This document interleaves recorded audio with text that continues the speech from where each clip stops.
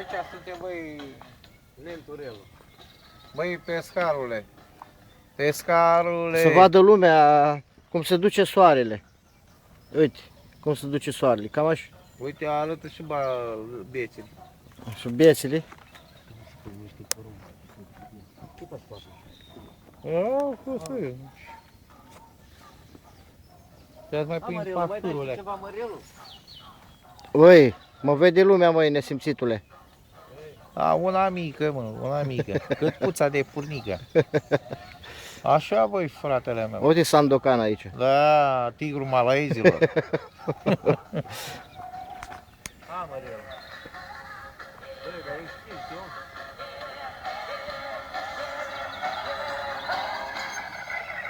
Ce faci, mă, furi? Vrei? O, ce faci asta fără porumbul?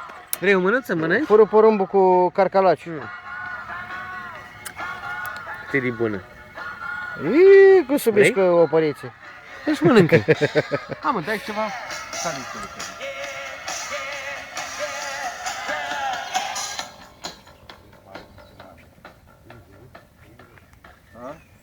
Fac niște gomotate. Stai pune la bot.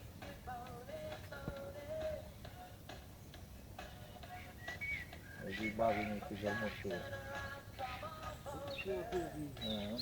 Uite relul ce e acolo. Relul? Mm.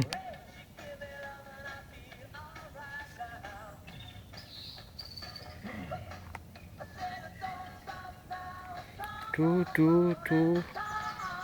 Vă dau o cafea, nu bem și noi? Ha? Am cam uitat de... Ha? E come nu? Eu am înțeles. Băi, eu am înțeles, dar chiar tu nimic. A? Nu dai nicio glazură de pește, nimic. A? Ce zici, mă, acolo? De la pește, nu vezi? Stai că... Mâine e Saramura, raga. Saramurica. Saramuroiu. Pirostrii avem aici. Vrem. Pirostrii. Adică asta.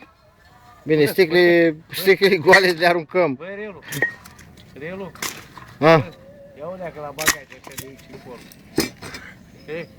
Ia așa la bagaj. Pirostria. La bagaj ăștia ceva. A, de la bagaje. Aici așa. Aici ne-a dat afară din casă.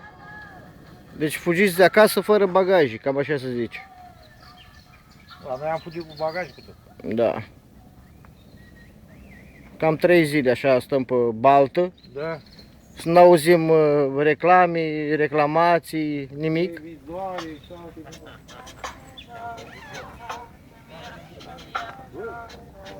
Bă,